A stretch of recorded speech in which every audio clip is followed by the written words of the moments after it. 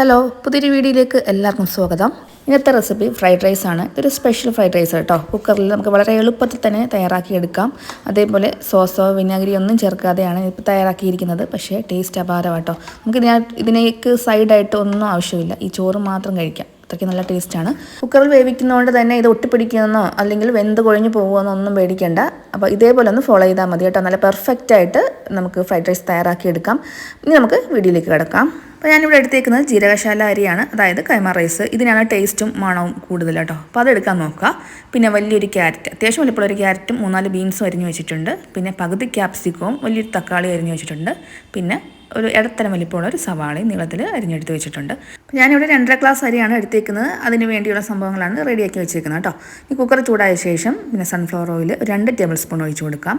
അത് ഒഴിച്ച ശേഷം പിന്നെ ഇതിലേക്ക് 1 ടേബിൾ സ്പൂൺ നെയ്യും കൂടെ ചേർത്ത് കൊടുക്കാം. ഇനി ഈ നെയ്യ് വേണേൽ നന്നായിട്ടൊന്ന് ചൂടായി വന്ന ശേഷം ഇതിലേക്ക് 2 കഷ്ണം പട്ട, 2 ബേ ലീവ്സ്, 4 ഏലക്ക, പിന്നെ 4-5 ഗ്രാമ്പൂ, പിന്നെ ഒരു തക്കോലം, ഒരു സ്റ്റാർ ഇട്ട് കൊടുക്കാം. പിന്നെ 5-6 മണി കുരുമുളകും കൂടി ഇട്ട് കൊടുക്കാം. ഇതെല്ലാം കൂടെ എണ്ണയിൽ കൂടെ നിന്ന് പൊട്ടി നല്ല മൂത്ത സ്മെല്ല് വരുമ്പോൾ ഇതിലേക്ക് നമുക്ക് അരിഞ്ഞു വെച്ചിരിക്കുന്ന സവാളയും പിന്നെ ക്യാരറ്റും ബീൻസും കൂടെ ചേർത്ത് കൊടുക്കാം. ഇനി ഇതൊന്ന് ചെറുതായിട്ട് വാടി വരുന്നിടം വരെ ഒന്ന് വഴറ്റി കൊടുക്കാം. അപ്പോഴത്തേക്ക് ഇതിൻ്റെ പച്ചച്ചവയെല്ലാം മാറിക്കിട്ടും കേട്ടോ. അപ്പോൾ ഇത് ഒന്ന് വാടി വന്നതിന് ശേഷം മാത്രമേ തക്കാളിയും അതേപോലെ ക്യാപ്സിക്കവും ചേർത്ത് കൊടുക്കാവുള്ളൂ. അല്ലാതെ ആദ്യമേ ഇതെല്ലാം കൂടെ ഒന്നിച്ച് ചേർക്കുമ്പോൾ നമ്മുടെ ക്യാരറ്റും ബീൻസും ഒന്നും വാടി കിട്ടത്തില്ല. അതിൻ്റെ പച്ചച്ചവ അതേപോലെ നിൽക്കും കേട്ടോ. ഇനി ഇതിലേക്ക് നമുക്ക് 1 ടീസ്പൂണ് ഇഞ്ചി വെളുത്തുള്ളി പേസ്റ്റും കൂടെ ചേർത്ത് കൊടുക്കാം. അതും കൂടി ചേർത്ത് നന്നായിട്ട് വഴറ്റിയ ശേഷം നമുക്ക് പിന്നെ തക്കാളിയും ക്യാപ്സിക്കും കൂടെ ചേർത്ത് കൊടുക്കാം. അതിൻ്റെ കൂടെ 2 പച്ചമുളകും കൂടെ ചേർത്ത് കൊടുക്കുന്നുണ്ട്.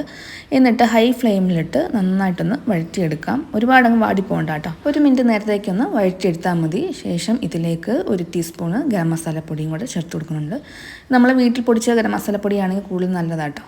എന്നിട്ട് 1 കൈപ്പിടി അളവിൽ മല്ലിയിലയും കൂടെ ചേർത്ത് നന്നായിട്ടൊന്ന് ഇളക്കിയെടുക്കാം. അതിനുശേഷം നമുക്കിതിലേക്ക് കഴുകി ഊറ്റി വെച്ചിരിക്കുന്ന അരി ചേർത്ത് കൊടുക്കാം. അപ്പോൾ അരി ഒരു അരമണിക്കൂറോളം നമുക്ക് കുതിർത്ത് വെക്കണം. എന്നിട്ട് നന്നായിട്ട് ഊറ്റി നല്ല ഡ്രൈ ആയതിനു ശേഷം മാത്രം ഇതിലേക്ക് ചേർത്ത് കൊടുക്കാം. എന്നിട്ട് ഇതൊന്ന് വറുത്തെടുക്കണം. ഒരു മീഡിയം ഫ്ലെയിമിലിട്ടിട്ട് നമുക്ക് ഒരു 10 മിനിറ്റോളം ഒന്ന് വറുത്തെടുക്കണം. അപ്പോഴത്തേക്ക് നല്ല മണം വരും കേട്ടോ. അതുവരെ ഒന്ന് വറുത്തെടുക്കുക. കൂടെ നമുക്ക് ഇതിലേക്ക് ആവശ്യത്തിനുള്ള ഉപ്പും കൂടെ ചേർക്കാം. ഉപ്പ് ചേർക്കുമ്പോൾ കല്ലുപ്പ് ചേർക്കുക. കല്ലുപ്പിനാണ് ടേസ്റ്റ് കൂടുതൽ കേട്ടോ. അത് നിങ്ങൾ പ്രത്യേകം ശ്രദ്ധിച്ചോണം. സാധാ പൊടിയുപ്പിനെക്കാളിലും ടേസ്റ്റ് കല്ലുപ്പ് ചേർക്കുമ്പോഴാണ്. അപ്പോൾ അരി അടിയിൽ പിടിച്ച് കരിഞ്ഞു പിടിക്കാതെ നോക്കണം കേട്ടോ. അതേപോലെ നമ്മൾ ഇളക്കി കൊടുക്കണം. ഇളക്കി കൊടുത്ത് ഒന്ന് ആ വറുത്ത സ്മെല്ലും അതേപോലെ ആ അരിയുടെ നിറവും ചെറുതായിട്ടൊന്ന് മാറി വരും. അന്നേരം നമുക്ക് ഇതിലേക്ക് തിളപ്പിച്ചാറിയ വെള്ളം ചേർക്കാം. അപ്പോൾ 1 ഗ്ലാസ് അരിക്ക് 1.5 ഗ്ലാസ് വെള്ളം എന്ന രീതിയിലാണ് ചേർക്കേണ്ടത്. അത് കറക്റ്റ് വേവാണ് കേട്ടോ. അതിൽ കൂടുകയും ചെയ്യരുത്, കുറയുകയും ചെയ്യരുത്. അപ്പോൾ ഈ സമയത്ത് ഉപ്പ് ചെക്ക് ചെയ്യുക. അപ്പോൾ ഈ സമയത്ത് നമുക്ക് ഉപ്പ് ചേർത്ത് കൊടുക്കാനൊക്കത്തുള്ളൂ.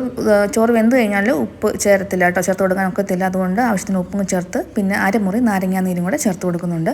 അതും കൂടെ ചേർത്ത് കൊടുത്തതിന് ശേഷം നമുക്കിത് മൂടി വെക്കാം. നാരങ്ങാനീര് ചേർത്ത് കൊടുക്കുമ്പോൾ ഒട്ടും തന്നെ ഒട്ടിപ്പിടിക്കത്തില്ല കേട്ടോ.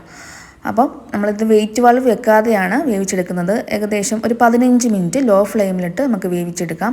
അത് കഴിഞ്ഞ് നമുക്ക് തുറന്ന് വെച്ചിട്ട് ഇതൊന്ന് ഇളക്കിയിട്ട് കൊടുക്കാം. ഇളക്കിയിട്ട ശേഷം നമുക്ക് ഫ്ലെയിം ഓഫ് ചെയ്യാം. അപ്പോഴത്തേക്ക് വെള്ളമെല്ലാം വറ്റിക്കഴിയും. ചോറ് കറക്റ്റ് പരുവത്തിന് വെന്തും കിട്ടും. അപ്പോൾ ചോറെല്ലാം ഇതേപോലെ അടിയിൽ നിന്ന് ഇളക്കിയിട്ട് മേളിൽ കൊണ്ടുവരണം. എന്നിട്ട് നമുക്ക് അടച്ചു വെക്കാം. അപ്പോൾ ചൂടാറാതെ ഇരുന്നുള്ളൂ കേട്ടോ. അപ്പം ഇത് ഇളക്കാതെ ഇട്ട് കഴിഞ്ഞാൽ അടിയിലെ ചോറ് കട്ട പിടിക്കും. അപ്പം ഒന്ന് ഇളക്കി നന്നായിട്ടില്ല ഇളക്കി ഒന്ന് ലൂസാക്കി ചോറൊന്ന് ലൂസാക്കിയിട്ട ശേഷം നമുക്കിത് അടച്ചു വെക്കാം. അപ്പോൾ നമുക്കിത് കുട്ടികൾക്ക് സ്കൂളിൽ കൊണ്ടുപോകാനായാലും നമുക്ക് ഓഫീസിൽ കൊണ്ടുപോകാനായാലും വളരെ പെട്ടെന്ന് തയ്യാറാക്കാം. നമുക്ക് ഇഷ്ടമുള്ള നമ്മുടെ കയ്യിൽ അവൈലബിൾ ആയിട്ടുള്ള വെജിറ്റബിൾസ് ചേർത്ത് കൊടുത്ത് ഉണ്ടാക്കാവുന്നതേ ഉള്ളൂ കേട്ടോ. അപ്പോൾ എല്ലാവരും തീർച്ചയായിട്ടും ചെയ്ത് നോക്കുക. അപ്പം വീഡിയോ ഇഷ്ടപ്പെട്ടാലും ലൈക്ക് ചെയ്യുക. അതേപോലെ ഒന്ന് സബ്സ്ക്രൈബ് ചെയ്ത് സപ്പോർട്ട് ചെയ്യാനും മറന്നു പോകരുത് കേട്ടോ. പുതിയൊരു വീഡിയോയുമായിട്ട് വീണ്ടും കാണാം. അപ്പോൾ എല്ലാവർക്കും താങ്ക് യു.